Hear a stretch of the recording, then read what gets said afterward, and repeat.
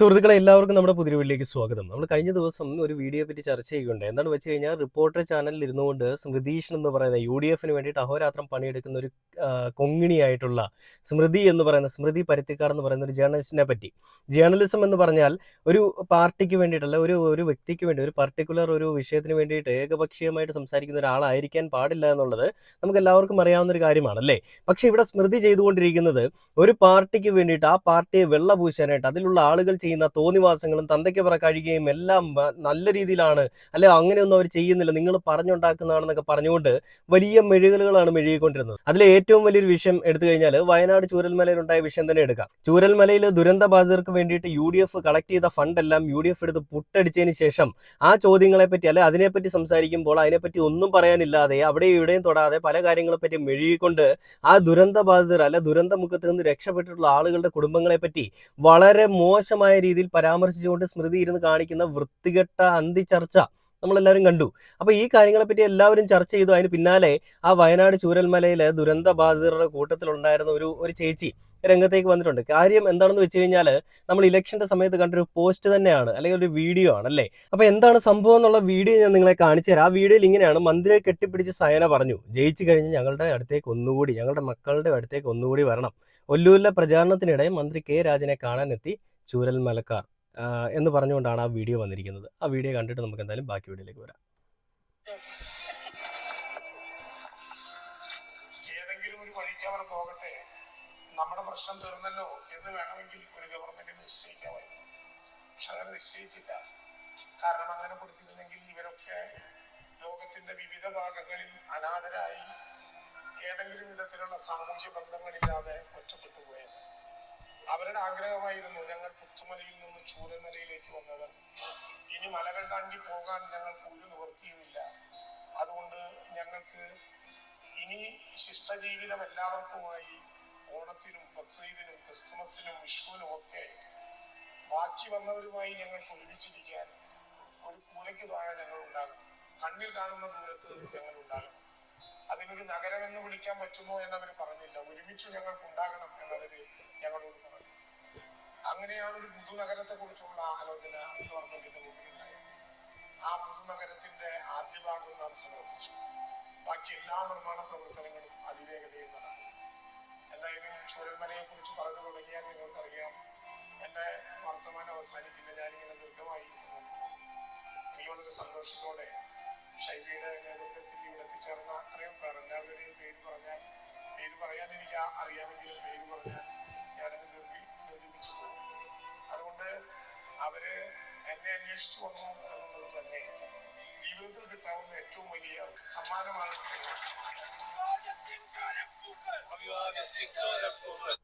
കണ്ടില്ലേ, മന്ത്രി കെ രാജനെ വയനാട് ടൗൺഷിപ്പിന്റെ ഉദ്ഘാടന ചടങ്ങുകൾക്കിടയിൽ ഓടി വന്നുകൊണ്ട് ഒരു വീട്ടമ്മയും അല്ലെ ഒരുപാട് ആളുകൾ കെട്ടിപ്പിടിക്കുന്ന രംഗങ്ങളൊക്കെ നമ്മൾ കണ്ടിരുന്നതാണ് അല്ലേ. അപ്പോൾ അതെന്തുകൊണ്ടാണെന്ന് ചോദിച്ചു കഴിഞ്ഞാൽ ഈ മന്ത്രി കെ രാജൻ അവിടെയുള്ള ആളുകൾക്ക് വേണ്ടിയിട്ട് എല്ലാ കാര്യങ്ങളും ചെയ്തു കൊടുത്തു. ഒരു മന്ത്രി എന്നതിനേക്കാൾ അപ്പുറം അവരുടെ എല്ലാവരും ഒരു ജ്യേഷ്ഠനായിട്ട്, അല്ലെ അവരുടെ എല്ലാവരുടെ ഒരു മുതിർന്ന ഒരു ആളായിട്ട്, ഒരു അച്ഛനെ പോലെയും ഒരു അനുജനെ പോലെയും ഒരു എന്താ പറയുക, എല്ലാ സ്നേഹവും വാരിക്കൊരു കൊടുത്തുകൊണ്ടിരുന്ന ഒരു നേതാവാണ്. അവിടെ നേതാവെന്ന് പറയുന്ന ജാടകളൊന്നും ഇല്ലാതെ, അല്ലെ നേതാവെന്ന് പറയുന്ന ഹുങ്ക് കാണിച്ചുകൊണ്ട് നിൽക്കാതെ എല്ലാ ആളുകൾക്കിടയിലേക്കും ഇറങ്ങിച്ചെന്നുകൊണ്ട് അവർക്ക് വേണ്ടിയിട്ട് എല്ലാ കാര്യങ്ങളും ചെയ്തു കൊടുത്തൊരു മനുഷ്യനായിരുന്നു കെ രാജൻ എന്ന് പറയുന്നത്. അപ്പം അങ്ങനെ അദ്ദേഹം ആ കാര്യങ്ങൾ ചെയ്തു കൊടുത്തതിൻ്റെ ഫലമായിട്ട് തന്നെ ആ വീടിൻ്റെ താക്കോൽദാന ചടങ്ങുകൾ നടക്കുമ്പോൾ, അല്ലെ ഉദ്ഘാടന ചടങ്ങുകൾ നടക്കുമ്പോൾ അദ്ദേഹത്തിന് ഓടി വന്ന് വാരിപ്പുണരുന്ന കാഴ്ചകളൊക്കെ നമ്മൾ കണ്ടിരുന്നു. ഈ സൈഡിൽ നിങ്ങൾക്ക് ആ വീഡിയോ കാണാൻ പറ്റും. അപ്പം അങ്ങനെ എല്ലാ ചൂരൽമലയിലെ എല്ലാ ദുരന്ത ബാധിതരും ഇവരോടെല്ലാം എന്നും കടപ്പെട്ടിരിക്കുന്നതാണ്. അപ്പം ഈ കാര്യങ്ങൾ ഞാൻ എന്തുകൊണ്ട് ഈ വീഡിയോ ഇപ്പോൾ കാണിച്ചു എന്ന് വെച്ച് കഴിഞ്ഞാൽ, ഇനി ഞാൻ കാണിക്കാൻ പോകുന്നത് ഈ ഒരു വീഡിയോയെ പറ്റി ചുറ്റിപ്പറ്റിയുള്ള പരാമർശങ്ങളാണ്. സ്മൃതീഷൻ നടത്തുന്ന തോന്നിവാസം, അല്ലെ വൃത്തികെട്ട തന്തയ്ക്ക് പുറക്കാഴിക എന്നൊക്കെ വേണമെങ്കിൽ നമുക്ക് എടുത്തു പറയാം. അങ്ങനെ ഒരു പരാമർശം, ആ ചൂരൽമലയിൽ ഉണ്ടായിരുന്ന ഈ സയന എന്ന് പറയുന്ന ആ ഒരു വീട്ടമ്മ, അല്ലെ നമ്മളിപ്പോൾ ആ കണ്ട വീഡിയോയിൽ ആ വന്നുകൊണ്ട് ഈ പറയുന്ന കെ രാജനെ കെട്ടിപ്പിടിച്ചുകൊണ്ട് എൻ്റെ മക്കളെ കാണാനൊന്ന് ജയിച്ചു കഴിഞ്ഞിട്ട് വരണേ എന്ന് പറയുന്ന ആ ഒരു ചേച്ചി, ആ ചേച്ചിക്ക് നല്ല വിഷമം ഉണ്ടായി. അത് ആ ചേച്ചിക്ക് മാത്രമല്ല, ആ വയനാടുണ്ടായിരുന്ന തൻ്റെ ഉറ്റവരെ ഉടയവരെയും എല്ലാം നഷ്ടപ്പെട്ട എല്ലാ ആളുകൾക്കും ഒരേപോലെ വിഷമം ഉണ്ടായി. ആ ആളുകളുടെ എല്ലാം ശബ്ദമായിട്ട് അദ്ദേഹം ആ ഒരു ചേച്ചി വന്ന് സംസാരിക്കുകയാണ്. അപ്പോൾ ഈ സ്മൃതി കാണിച്ചു വെച്ചിരിക്കുന്ന വൃത്തികേട് എന്താണെന്നും അതിൽ കൂടി എന്താണ് ഈ ചൂരൽമലയിലെ ഈ ദുരന്ത ബാധിതർക്ക് പ്രതികരിക്കാനുള്ളതെന്നുമുള്ള ആ വീഡിയോ കൂടി ഞാൻ നിങ്ങളൊന്ന് കാണിച്ചു തരാം. അപ്പോൾ അതിന് പറഞ്ഞിരിക്കുന്ന ഒരു പോസ്റ്റ്, ആ പോസ്റ്റ് ഇങ്ങനെയാണ്: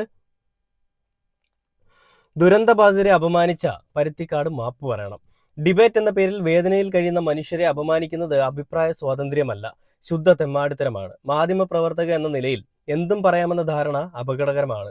റിപ്പോർട്ടർ ചാനലിലെ വട്ടമേശ ചർച്ചയിൽ നിങ്ങൾ നടത്തിയ പരാമർശം അത് ആരുടെയോ നിർദ്ദേശപ്രകാരമോ അല്ലെങ്കിൽ വ്യക്തിപരമായ നിലപാടോ ആയിരിക്കട്ടെ, അതൊരു മനുഷ്യാവബോധമില്ലായ്മയുടെ ഉദാഹരണം തന്നെയാണ്.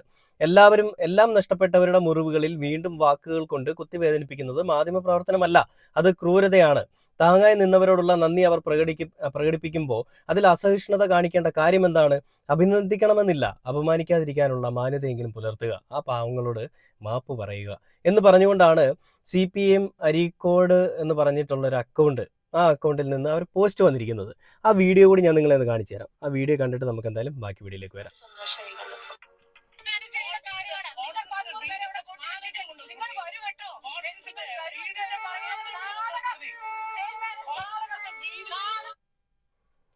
അതായത് നിങ്ങളൊരു 10-100 പേരെ അവിടെ കൊണ്ടുവന്ന് നിർത്തിയിട്ട് നിങ്ങൾ വരൂ കേട്ടോ എന്ന് പറയുന്ന ഒരു വൃത്തികെട്ട നാടകമാണ് LDF കളിച്ചതെന്നാണ്, ഇലക്ഷന്റെ സമയത്ത് കളിച്ചതെന്നാണ് ഈ പറയുന്ന പരുത്തിക്കാട് സ്മൃതീശൻ പറയുന്നത്. എന്താ സംഭവം എന്ന് ചോദിച്ചു കഴിഞ്ഞാൽ, നമ്മളിപ്പോൾ കുറച്ച് മുമ്പ് ഞാൻ കാണിച്ച വീഡിയോയിലുണ്ടത്. രാജൻ പോകുന്ന സമയത്ത് രാജനെ കാണാൻ വേണ്ടിയിട്ട് ദുരന്തബാധിതരെന്ന് പറയപ്പെടുന്ന അല്ലെ ചൂരൽമലയിലെ ആ ഒരു അന്തേവാസികൾ, അല്ലെ ചൂരൽമലയിൽ ഉറ്റവരും ഉടയവരും എല്ലാം നഷ്ടപ്പെട്ട കുറച്ച് മനുഷ്യ ജന്മങ്ങൾ അവർ ഓടി വരുന്നുണ്ട്. വന്നിട്ട് അദ്ദേഹത്തെ ആലിംഗനം ചെയ്തുകൊണ്ട്, അല്ലെ അദ്ദേഹത്തിനെ വാരി പുണർന്നുകൊണ്ട് ഇനിയും ഇവിടെ വരണമെന്ന് പറഞ്ഞുകൊണ്ട് കരഞ്ഞുകൊണ്ട് പറയുന്നുണ്ട്. ആ ഒരു കാര്യത്തെപ്പറ്റിയാണ് സ്മൃതി എടുത്തു പറയുന്നത്. 100 പേരെ കൊണ്ടുവന്ന് നിർത്തിയിട്ട് വൃത്തികെട്ട ചീപ്പ് ഷോ കാണിക്കുന്നു, വൃത്തികെട്ട തോന്നിവാസം കാണിക്കുന്നു എന്നൊക്കെ പറഞ്ഞുകൊണ്ട് മെഴുകുന്നത്. സ്മൃതിക്ക് വേറെ ഒന്നും പറയാനില്ല. വയനാട് ചൂരൽമലയിലെ കൊള്ള, UDF കാണിച്ച വൃത്തികെട്ട കൊള്ളയെപ്പറ്റി ഡോക്ടർ അരുൺകുമാർ ചോദിക്കുമ്പോൾ അതിൽ വിറളി പൂണ്ടിട്ടാണ് അവിടെ ഉണ്ടായിരുന്ന ആ മരണപ്പെട്ട ആളുകളെ പറ്റി തോന്നിവാസങ്ങൾ വിളിച്ചു പറയുന്നത്. ശുദ്ധ തന്തയ്ക്ക് പ്രക്കാഴിയല്ലേ സ്മൃതി പരുത്തിക്കാടെ നീ അവിടെ നിന്ന് കാണിച്ചുകൊണ്ടിരിക്കുന്നത്? ഞാൻ കഴിഞ്ഞ ദിവസം പറഞ്ഞു, ജേർണലിസം എന്ന് പറഞ്ഞു കഴിഞ്ഞാൽ ആർക്കെങ്കിലും വേണ്ടിയിട്ട് അവരുടെ മുന്നിൽ ഓച്ചാനിച്ച് നിൽക്കുന്ന പൃഷ്ഠന്താങ്ങികളാവാൻ പാടില്ല. എന്തും എവിടെയും തുറന്നു പറയാനുള്ള ആർജവമുള്ളവരായിരിക്കണം ജേർണലിസത്തിൽ പോകാനുള്ളത്. അല്ലാതെയുള്ള ആളുകൾ നിങ്ങൾക്കൊക്കെ വേണമെങ്കിൽ പറ്റിയ പണി രാഷ്ട്രീയമാണ്. നിങ്ങൾ നേരെ UDFലോ LDFലോ BJPയിലോ എവിടെയെങ്കിലും പോകും, എന്നിട്ട് അവിടെ ഇരുന്ന് നിങ്ങൾ സംസാരിക്കുക. അല്ലാതെ ഒരു മാധ്യമ ചർച്ചയിൽ വന്നിരുന്നുകൊണ്ട് പല ആളുകളുടെയും ശബ്ദമാവേണ്ട നിങ്ങൾ ഈ രീതിയിൽ സംസാരിക്കുന്നത് വളരെ വൃത്തികേടാണെന്നുള്ളത് ഞാൻ എടുത്തു പറയുകയാണ്. എല്ലാവർക്കും അറിയാവുന്ന ഒരു കാര്യം തന്നെയാണ്, അല്ലേ? അപ്പം ബാക്കി എന്താണ് ആ വീഡിയോയിൽ വന്നിരിക്കുന്നതെന്നും ആ വീട്ടമ്മയ്ക്ക് എന്താണ് പറയാനുള്ളതെന്നും ആ ഒരു എല്ലാം നഷ്ടപ്പെട്ട, എല്ലാം കയ്യിൽ നിന്ന് പോയി തകർന്നു നിൽക്കുന്ന ആ ചേച്ചിക്ക് എന്താണ് പറയാനുള്ളത് നമുക്ക് കേട്ടു നോക്കാം. സങ്കടം തോന്നി. എന്നുവെച്ചാൽ എന്റെ മനസ്സിന്റെ ഉള്ളിൽ നിന്ന് വന്നതാണ്, അല്ലാണ്ട് ആരും പറയിപ്പിച്ചിട്ട് വന്നതല്ല.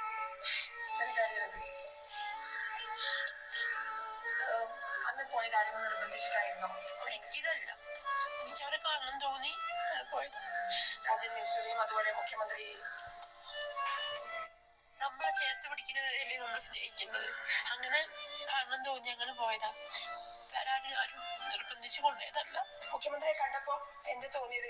ഒരുപാട് സന്തോഷം തോന്നി. നമ്മളിങ്ങനെ TV കണ്ടില്ല ചേച്ചി പറഞ്ഞത്, നമ്മളെ സ്നേഹിക്കുകയും നമ്മളെ ചേർത്ത് പിടിക്കുകയും ചെയ്യുന്ന ആളുകളെ അല്ലേ നമ്മൾ സ്നേഹിക്കേണ്ടത്, അല്ലെ അവരുടെ കൂടെയല്ല നമ്മൾ നിൽക്കേണ്ടത്. അങ്ങനെ ഉള്ളത് കൊണ്ടാണ് ഞാൻ അവിടെ പോയത്.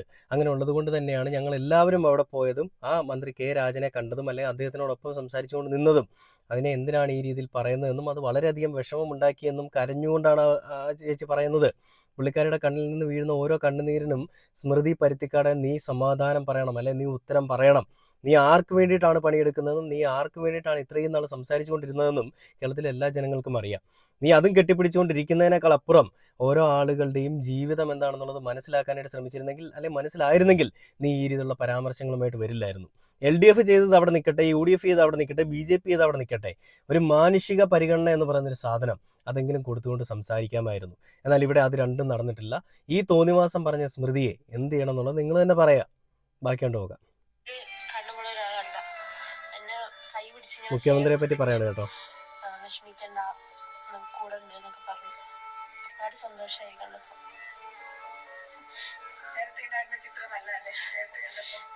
അതെ, നല്ലൊരു നമ്മളെ പോലൊരു മനുഷ്യൻ തന്നെയാ, നമ്മളെ സ്നേഹിക്കാനും.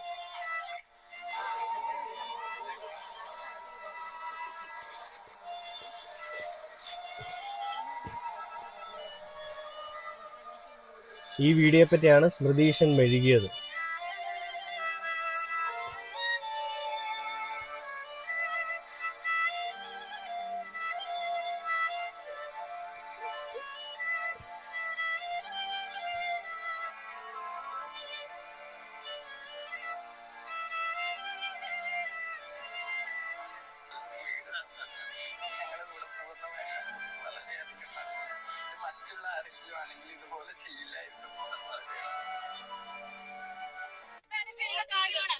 കണ്ടില്ലേ സ്മൃതി പറഞ്ഞത് ഇതെല്ലാം അഭിനയമാണ്, ഇതെല്ലാം പൈസ കൊടുത്തുകൊണ്ട് PR ചെയ്യിപ്പിക്കാൻ വേണ്ടി കൊണ്ടുവന്നിരുത്തിയ ആളുകളാണെന്നാണ്.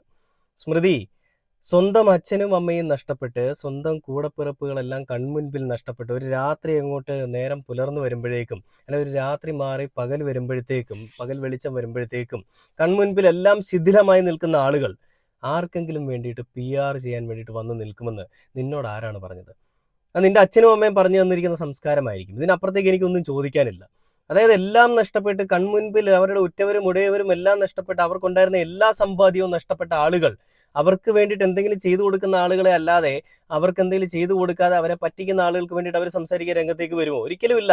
അപ്പൊ ഈ കാര്യങ്ങളെ പറ്റി എല്ലാം സ്മൃതിക്ക് നന്നായിട്ട് അറിയാം. സ്മൃതിക്ക് പക്ഷെ പറയാനുള്ളത് ശബരിമല വിഷയങ്ങളെ പറ്റി പറയണം. അത് പറഞ്ഞു കഴിഞ്ഞാൽ LDFനെതിരെ സംസാരിക്കാനുള്ള ഒരു ടൂളാണ്, അല്ലെ LDFനെതിരെ പറയാനായിട്ട് അവർക്ക് കിട്ടുന്ന ഏക ആയുധം ഈ പറയുന്ന ശബരിമല വിഷയമാണ്. എന്നാൽ വയനാട് വിഷയത്തെപ്പറ്റി ചോദിച്ചപ്പോൾ ഇന്നലെ സ്മൃതി കാണിച്ച ആ ഒരു വ്യഗ്രത, അല്ലെ സ്മൃതിയുടെ ഒരു വിഭ്രാന്തി നമ്മൾ കണ്ടതാണല്ലേ.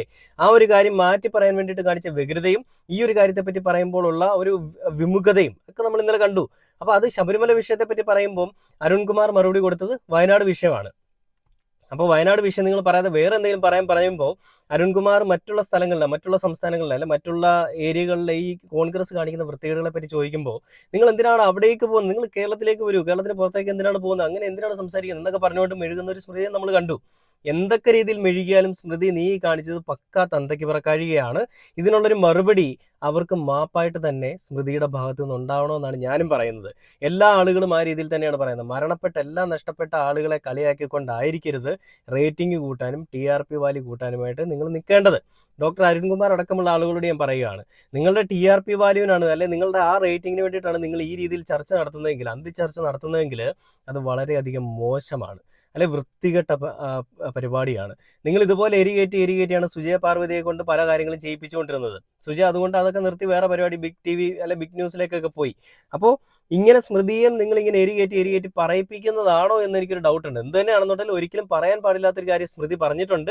ആ പറഞ്ഞതിന് എല്ലാ ആളുകളോടും, ചൂരൽമലയിലുള്ള എല്ലാ ആളുകളോടും, അതോടൊപ്പം തന്നെ കേരളത്തിലെ എല്ലാ ജനങ്ങളോടും സ്മൃതി മാപ്പ് പറയണം. പരസ്യമായിട്ട് ആ ചാനൽ അന്തിച്ചർച്ചയിൽ ഇരുന്നു തന്നെ മാപ്പ് പറയണം എന്നുള്ളൊരു കാര്യം ഞാൻ എടുത്തു പറയുകയാണ്. ഇങ്ങനത്തെ മനോഗതിയുള്ള, ഇങ്ങനത്തെ വൃത്തികെട്ട ചിന്താഗതികളുള്ള, ഇങ്ങനത്തെ തോന്നിവാസങ്ങൾ മാത്രം പറയുന്ന ആളുകളെ അംഗീകരിക്കുന്ന ഈ ഒരു ജേർണലിസം നമ്മുടെ നാട്ടിൽ വെച്ച് പൊറിപ്പിക്കാൻ പാടുണ്ടോ എന്നുള്ളൊരു കാര്യം നിങ്ങൾ ചിന്തിക്കുക എന്ന് പറഞ്ഞുകൊണ്ട് ഈ ഒരു വീഡിയോ അവസാനിക്കുകയാണ്. പുതിയൊരു വീഡിയോ ആയിട്ട് അടുത്ത ദിവസം കാണുന്നവരെ ഓക്കെ ബൈ.